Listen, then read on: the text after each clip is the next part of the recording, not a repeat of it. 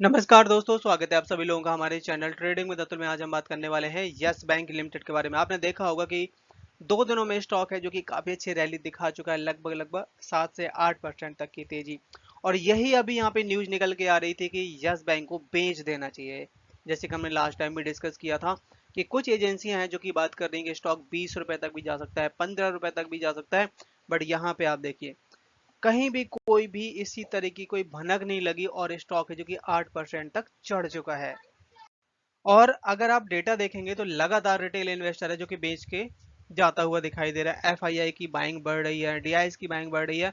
But DIIs में state bank of India है, already 2% stake अपना बेच चुका है।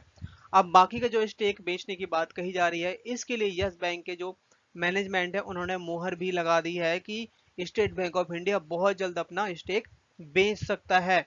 तो चलिए गाइस, शुरू करते हैं हम अपना वीडियो। साथ ही अगर आप लोग हमारी वीडियो के माध्यम से थोड़ी सी भी हेल्प हो रही हो तो प्लीज आप हमारे चैनल को सब्सक्राइब जरूर करें। साथ ही गाइस, हम अपने चैनल पे गिव अवे का प्रोग्राम चला रहे हैं, जिसमें गाइस हमने 3 प्राइज सिलेक्ट कर रखे हैं जो कि आपके हेल्थ को देखते हुए। और जिसमें गाइस हमने अपना फर्स्ट प्राइज रखा हुआ है साइकिल, सेकंड प्राइज रखा हुआ है smart watch and third prize रखा हुआ है स्पोर्ट शूज। ये तीनों तीनों गाइस आपके हेल्थ के लिए बहुत अच्छे हैं। और बस आपको यहाँ पे करना क्या होगा कि गाइस, आप हमारे चैनल को सब्सक्राइब करना है। और हमने अपने जो चैनल का टारगेट रखा है, 1 लाख सब्सक्राइबर का टारगेट रखा हुआ है। जैसे ही गाइस वो पूरा होगा, हम आपको ये तीनों प्राइज हमारे जो लकी सब्सक्राइबर होंगे उनको देने वाले हैं। और ये गाइस आपके लिए बहुत बड़ा काम नहीं है। आप चाहें तो इसको 6 महीने में, साल भर में, जब भी आप करवाना चाहें तो करवा सकते हैं। सो गाइस, प्लीज आप हमारे चैनल को सपोर्ट करिए। और इसमें पार्टिसिपेट करिएगा। आज का मार्केट बहुत अच्छा था। आप देख सकते हैं निफ्टी 50 में 93 पॉइंट की तेजी बनती हुई देखी गई। बैंक निफ्टी में 54 पॉइंट्स की और निफ्टी आईटी में 74 की। स्मॉल कैप के इंडेक्स में करीबन 80 पॉइंट्स की डाउन साइड दिखाई दी है। कल के दिन स्टॉक में 29 करोड़ का वॉल्यूम था, बट आज के दिन ऑलमोस्ट उससे डबल, आप देख सकते हैं 70 करोड़ का वॉल्यूम दिखाई दिया है। कुछ ना कुछ जरूर बड़ा होने वाला है। स्टॉक है जो कि 2 दिनों के अंदर काफी अच्छी रैली भी दिखाया है। आप देख सकते हैं कि लगभग लगभग 10% तक का जंप मारा है 2 दिनों के अंदर। कंपनी के जो अर्निंग है लगातार इंप्रूवमेंट होते हुए देखे जा रहे हैं। 2 अर्निंग तो बहुत अच्छी आई हैं अगर हम बात करें Q4 और Q1 की। बट उसके बावजूद भी कुछ एनालिसिस हैं जो बता रहे हैं कि हाँ, 15 रुपए तक भी स्टॉक जा सकता है, 20 रुपए तक का भी स्टॉक जा सकता है। मेरा मानना यहाँ पे ये है कि हमें थोड़ा सावधान रहना चाहिए इस तरह की न्यूज का। अगर हमने अच्छा अपना तगड़ा रिसर्च कर रखा है तो हमें दूसरों की बिल्कुल भी नहीं सुननी चाहिए, क्योंकि ये चीज़ मैंने भी फेस करी है कि अगर जैसे मान लो मैं आज टीवी खोल के बैठ के देख रहा हूँ, या फिर मेरे दोस्त टीवी खोल के बैठ रहे हैं, वहां पे कोई एनालिसिस बोल रहा है कि ये स्टॉक इतना नीचे जा सकता है, बेच के निकल जाना चाहिए। बट वो बेचते ही वो स्टॉक वहां से 5% 4% तक की रैली दिखा देता है। तो गाइस, बिल्कुल भी ऐसा नहीं करना है। ये जस्ट आपको बता रहा हूँ कि लोग क्या यहाँ पे सोच रहे हैं।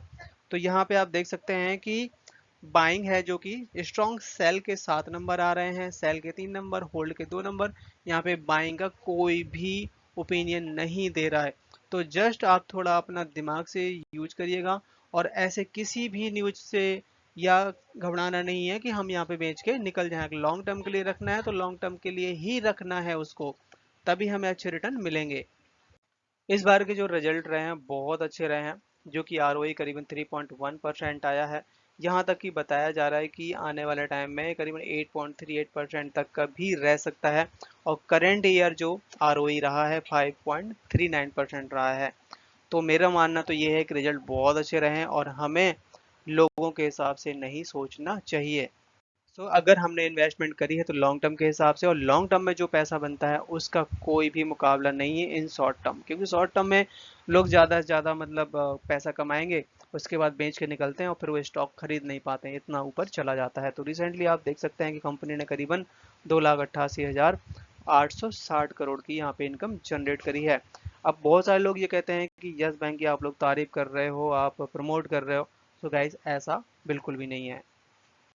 आपने देखा होगा कि अभी कुछ समय जो मार्च से लेकर अभी तक के जो डेटा आया है कि डीआईएस की तरफ से कितनी बिकवाली की गई, जिसमें स्टेट बैंक ऑफ इंडिया की तरफ से ऑलरेडी 2% तक का स्टेक निकाल दिया गया है। अब यहाँ पे और भी ऐसी खबरें आ रही हैं कि स्टेट बैंक ऑफ इंडिया अपना स्टेक बेच सकता है। अभी रिसेंटली Q1 के नंबर्स निकल के गए, उस मीटिंग के बाद यहाँ पे इनके सीईओ हैं प्रशांत कुमार जी ने एक बड़ी खबर दी है खासकर ईटी को। ईटी एक न्यूज़ चैनल है, उसको यहाँ पे कंफर्मेशन दिया है कि स्टेट बैंक ऑफ इंडिया अपना जो स्टेक है वो बेच सकता है और इसके लिए पोटेंशियल इन्वेस्टर की तलाश की जा रही है। अगर कोई अच्छा इन्वेस्टर मिलता है तो ये स्टेक सेल कर दिया जाएगा और नया प्रमोटर यस बैंक से जुड़ जाएगा। और recently state bank of India ने 2% तक का स्टेक भी सेल किया है मार्च से लेके अभी आपका मई जून के जो ये क्वार्टर आए हैं इस ड्यूरिंग में 3% तक की तेजी बनती हुई देखी गई। चार्ट में नजर डाली जाए तो यहाँ पे आप देख सकते हैं रिसेंटली 24 रुपए तक का स्टॉक आ गया था और यहाँ पे ही सबसे बड़ा सपोर्ट है और यहीं से बाउंस बैक मारा फिर से 26 रुपए के आसपास। तो अब यहाँ पे इसका 24 से 26 रुपए के बीच में बेस बनता हुआ देखा जा रहा है। अगला बार जो अभी अर्निंग आएगी, क्वार्टर आएगा, जो Q2 के नंबर्स, बड़े आराम से स्टॉक 28 से 30 रुपए तक का बेस बनेगा। रिजल्ट के बाद यहाँ पे इनके टॉप मैनेजमेंट की तरफ से एक बड़ी एजीएम बुलाई गई और इस एजीएम में स्टेट बैंक ऑफ इंडिया, यहाँ तक कि जो इनके प्रमोटर्स भी हैं, जिन लोगों ने काफ़ी बड़ी इन्वेस्टमेंट कर रखी है, इन सबको इस मीटिंग में बुलाया गया। यहाँ पे कुछ टॉप मैनेजमेंट में बदलाव भी किया गया इस मीटिंग के तहत और साथ साथ कुछ यहाँ पे बिजनेस पर्पज से भी डिसीजन लिए गए हैं। अभी रिसेंटली यहाँ पे बताया जा रहा है कि मिस श्वेता जालान जो कि यहाँ पे रिटायरमेंट हो रही थी तो इनको फिर से रीज्वाइन करवाया गया है और इन्हें ही नहीं बहुत सारे लोगों को रीज्वाइन करवाया गया है जो कि काफ़ी अच्छे एम्प्लॉय थे, जिसमें यहाँ पे ये भी बताया जा रहा है कि to approve the revised recommendation mister Prashant Kumar managing director and chief executive officer, इनको भी वही सेम पोस्ट पे रखा गया है। साथ साथ यहाँ पे material related party transaction with state bank of India, ये भी यहाँ पे डिसीजन लिए गए हैं। अब यहाँ पे सबसे बड़ा डिसीजन आप देख सकते हैं कि यहाँ पे capital raising through a issuing the debit instruction, मतलब लोन लिया जाएगा, पैसा जुटाया जाएगा जिससे ज़्यादा से ज़्यादा लोन वगैरह दिया जा सके जो भी कस्टमर है। साथ साथ यहाँ पे यस बैंक का रिस्ट्रक्शन स्टॉक यूनिट प्लान 2024 ये भी अप्रूव किया गया है। तो यहाँ पे ये दो बड़े डिसीजन लग रहे हैं, एक तो टॉप मैनेजमेंट का जो काफ़ी अच्छा काम कर रहे हैं उनको वहीं पे रखा गया है, साथ साथ यहाँ पे फंड भी जुटाने की बात कही गई है। बट अभी यहाँ पे ये किसी को आइडिया नहीं है कि कैसे फंड जुटाया जाएगा, किस रेट पे जुटाया जाएगा, ये डिटेल में पता चलेगा तब बताया जाएगा।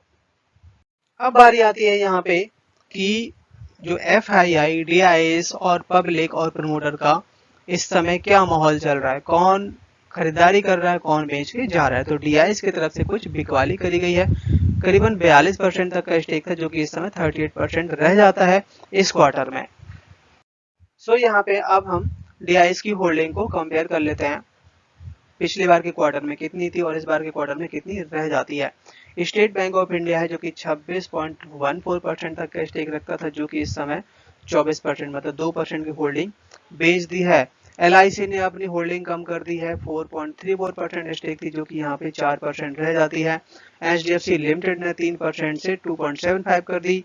यहाँ तक कि ICICI बैंक ने भी कम करी 2.61 से 2.34, एक्सिस बैंक ने 1.57 से 1.21 और यहाँ तक कि IDFC फर्स्ट बैंक ने 1% से बढ़ा के 1.01% कर दी है।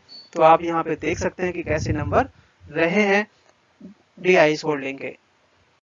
FII ने यहाँ पे बहुत अच्छी खरीदारी करी है, आप देख सकते हैं कि 22% तक का स्टेक था मार्च के महीने में जो कि इस समय 27% तक पहुंच चुका है। पब्लिक है जो कि दिसंबर के महीने में 34% तक का स्टेक था, 36% तक का स्टेक बढ़ा दिया मार्च 2024 में जो कि इस समय जून के महीने में करीबन 35% रह जाता है।